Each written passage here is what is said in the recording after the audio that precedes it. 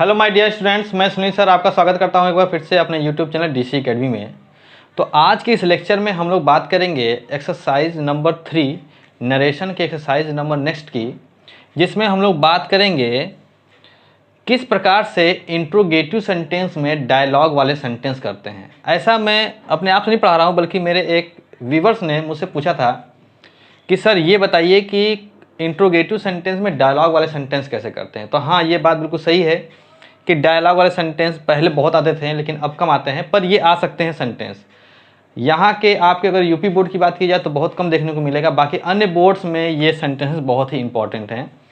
तो मैंने सोचा कि अभी एक छोटे से वीडियो में मैंने सिर्फ 2 एग्जाम्पल्स दिए हैं और इन 2 एग्जाम्पल के माध्यम से मैं आपको ये अच्छी तरीके से समझा दूंगा कि किस प्रकार से डायलॉग वाले सेंटेंस को इनडायरेक्ट बनाया जाता है। तो आइए सबसे पहले हम देखेंगे सेकेंड नंबर को, फिर सेंटेंस नंबर 2 को हटा करके फर्स्ट नंबर की बात करेंगे। तो पहले 2 नंबर की बात कर लेते हैं। कह रहा है कि व्हाट डू यू मीन, और ये देखिए ये दोनों सेंटेंस जिस भी सेट में आए थे और ये एग्जाम में आ चुके हैं और जब भी आएंगे तो ये परेशान किए होंगे स्टूडेंट्स को। तो आपके भी एग्जाम में ये देखने को मिल सकता है ऐसा सेंटेंस। तो देखिए व्हाट डू यू मीन, तुम्हारा क्या मतलब है। आस्क्ड द बॉय, किसी लड़के ने पूछा। फिर उसी ने कहा कि how can a book B used for killing a rat, किस प्रकार से एक बुक जो है चूहे को मारने में सहायक हो सकता है या उसका इस्तेमाल किया जा सकता है। फिर कह रहा है a book can be used for anything, एक किताब का यूज हम किसी भी चीज के लिए कर सकते हैं। रिप्लाइड हिज फ्रेंड, उसके दोस्त ने जवाब दिया। अब replied the friend, replied his friend होगा यहाँ पर, उसके दोस्त ने जवाब दिया। तो किसके दोस्त ने जवाब दिया? जिसने क्वेश्चन पूछा होगा, बॉय के दोस्त ने ही जवाब दिया होगा। तो ये पता चल गया कि डायलॉग में वार्तालाप किसके किसके बीच में हो रहा है, तो द बॉय के बीच में और उसके दोस्त के बीच में बातचीत हो रही है। फिर उसी ने कहा है कि when I don't want to give it to anyone, ठीक है ना।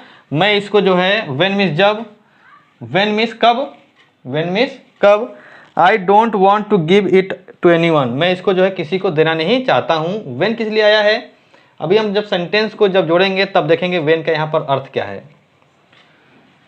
चलिए स्टार्ट करते हैं। तो सबसे पहले हम क्या करते हैं, इनडायरेक्ट में बनाने के लिए ये जो रिपोर्टेड पार्ट जो पहले लिखा है कॉमेंट कॉमा में, इसको हम पीछे लिखते हैं और रिपोर्टिंग पार्ट को हम पहले लिखते हैं, यानी कि इस वाले पार्ट को। तो हम लिखेंगे जनरली द बॉय आस्क्ड, पूछा। किससे पूछा? ऑब्जेक्ट क्या है? हिज फ्रेंड से। तो the boy asked his friend, लड़के ने अपने दोस्त से पूछा। कॉमा इन्वर्टेड कॉमा की जब क्या लगाएंगे? व्हाट। कॉमा कॉमा जब क्या होगा? व्हाट, क्योंकि ये इंट्रोगेटिव सेंटेंस का सेकेंड टाइप है। तो what do you mean, do you mean को हम चेंज करेंगे तो यू मीन हो जाएगा, और यू को चेंज करेंगे ऑब्जेक्ट के अनुसार, फ्रेंड के अनुसार, तो क्या हो जाएगा? ही।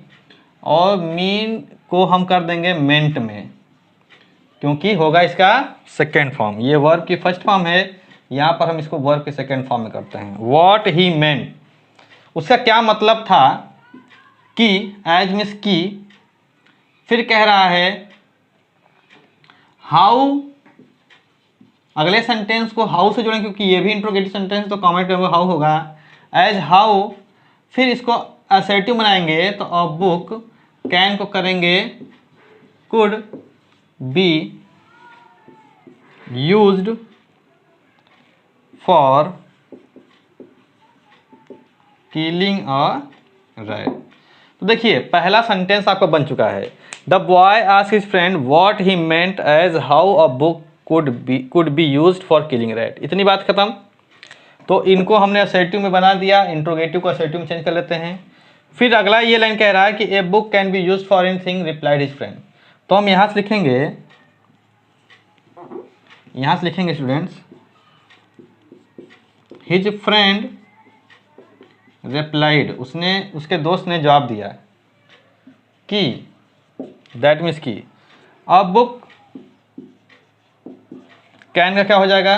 Could be used for anything. एक बुक का जो है किसी भी चीज़ के लिए इस्तेमाल किया जा सकता है, और फिर अगले सेंटेंस को हम व्हेन से जोड़ देंगे, व्हेन है ही है तो उसमें कोई दिक्कत नहीं है, एनीथिंग व्हेन। अब आई को चेंज करें किसके अकॉर्ड, फर्स्ट पर्सन प्रोनाउन है, हिज फ्रेंड के अनुसार, तो ही हो जाएगा। व्हेन ही, डू नॉट को कर लेंगे, डिड नॉट यानी डिडंट हो जाएगा, want to give it to anyone. तो देखिए ये सेंटेंस जो है ना हमारा जनरली सेंटेंस है, इसको हम आसानी से बना सकते हैं, इसमें कोई बहुत ज़्यादा डायलॉग नहीं था, पर ये इंट्रोगेटिव का सेंटेंस था और डायलॉग वाला तो था ही, तो इसको हमने बना लिया। हाँ, अब जरा इसका मतलब देखिए, उसके दोस्त ने जवाब दिया कि एक बुक का जो है किसी भी चीज़ के लिए हम प्रयोग कर सकते हैं व्हेन, चूँकि he did not want to give it to anyone. तो इस प्रकार से हमारा जो है क्वेश्चन नंबर 2 जो है हो गया। आसानी तरीके से आप इसको जो है बना सकते हैं। तो आइए अब हम जरा देखते हैं फर्स्ट सेंटेंस को, और फर्स्ट सेंटेंस काफ़ी इंपॉर्टेंट है, इसको जरा समझिए कैसे बनाया। पहले सेंटेंस को हम कैसे करते हैं, लिखा है गोपाल सेड टू गणेश, गोपाल ने गणेश से कहा, क्वेश्चन पूछा will you like to go to see the cricket match. तो ये जो विल लगा है ये इंट्रोगेटिव सेंटेंस के लिए आया है, तो हम लिखेंगे गोपाल आस्क्ड, या इंक्वायर्ड भी कह सकते हैं। तो गोपाल आस्क्ड गणेश, गोपाल ने गणेश से प्रश्न पूछा, कॉमा इन्होंने क्या होगा इफ़ या वेदर, तो हम इफ़ लगा लेंगे। और विल यू लाइक का हो जाएगा यू विल लाइक, तो यू चेंज करेंगे गणेश के अनुसार तो क्या हो जाएगा ही, और विल का हो जाएगा would like to go to see the cricket match. ठीक, तो गणेश ने क्या जवाब दिया, जरा देखते हैं भाई।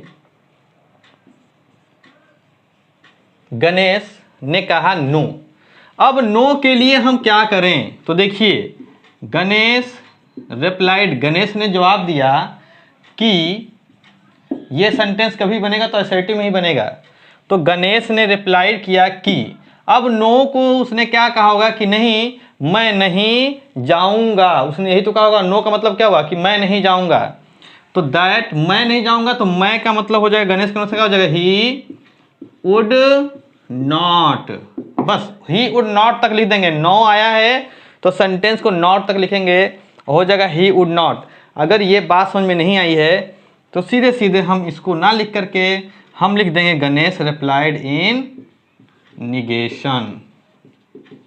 हम ये भी कर सकते हैं स्टूडेंट्स, ठीक है ना, इन निगेशन मतलब नकारात्मक जवाब दिया। तो इस नो का मतलब क्या, अगर यस का मतलब होता है तो he could, sorry that he would not ना लगाते हैं, अगर यस होता तो।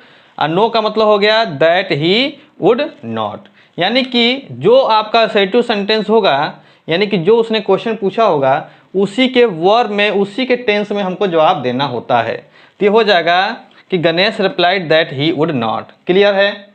चलिए, अगर अभी भी नहीं समझ में आया होगा तो फिर से आप कमेंट करिएगा, मैं फिर से आपको बताऊंगा। फिर गोपाल की बारी आ गई। गोपाल आस्क्ड, गोपाल ने पूछा रीजन बताओ, तो Gopal asked the reason, Gopal ने रीजन पूछा, तो वाई को हम क्या कर लेंगे, रीजन में कर लेंगे। तो आप अगर चाहें तो कह सकते हैं Gopal asked the reason, Gopal ने रीजन पूछा, या फिर Gopal asked the reason common क्या हो जाएगा वाई, और फिर ही वुड नॉट कि वह क्यों नहीं जाएगा। Gopal asked the reason why he would not, Gopal ने कारण पूछा कि वह क्यों नहीं जाएगा, तो हमारा बन गया कि वाई ही कुड नॉट, कि वह क्यों नहीं जाएगा। ठीक है ना, तो हमारा सेंटेंस ये सही है। अगर आप चाहें तो आप केवल रीजन तक लिखेंगे तो भी सेंटेंस बिल्कुल सही है। Gopal asked the reason, Gopal ने रीजन पूछा, वाई को हम रीजन में कर लेते हैं कन्वर्ट। ठीक है ना, आप चाहें तो इसको आगे तक लिख सकते हैं कि वाई ही कुड नॉट। चलिए, फिर क्या हुआ कि गणेश ने जवाब दिया, भैया Ganesh replied, Ganesh replied that. अब देखिए यहां पर बिकॉज को क्या लिखेंगे। अब यहां पर बिकॉज के लिए हम क्या करेंगे, उसने कहा कि गणेश ने कहा कि बिकॉज क्योंकि my uncle is coming from Mumbai, क्योंकि मेरे अंकल जी मुंबई से आ रहे हैं, and I have to wait for his arrival, और मुझे जो है उनका इंतज़ार करना पड़ेगा। तो हम इसको क्या करें, गणेश रिप्लाइड, रिप्लाइड करें, क्या करें बताइएगा ध्यान से। रिप्लाइड तो होगा ही क्योंकि उसने जवाब दिया वाई का, बिकॉज, क्योंकि। तो बिकॉज का क्या किया जाए यहाँ पर इस सेंटेंस में, बिकॉज का कोई जगह है क्या यहाँ पर, बिकॉज को कुछ चेंज में करेंगे क्या, कोई सेंटेंस बिकॉज से करा जाए तो उस बिकॉज को हम किस रूप में करेंगे, ये हमको जरा सोचना होगा यहाँ पर।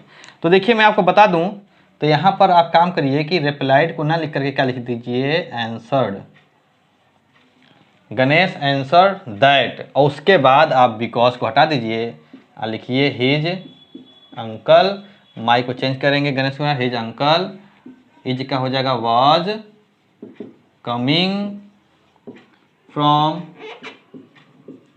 Mumbai and he had to wait for his arrival. ठीक है ना। तो थोड़ा सा ध्यान देना है कि यहाँ रिप्लाइड की जगह पे आंसर्ड कर लेंगे, अगर बिकॉज आया, कोई भी अगर रीज़न बताना है आपको तो उसको हम आंसर्ड में कन्वर्ट कर लेंगे, बिकॉज को लिखने की ज़रूरत नहीं है। तो हो जाएगा Ganesh answered that his uncle was coming from Mumbai and he had to wait for his arrival.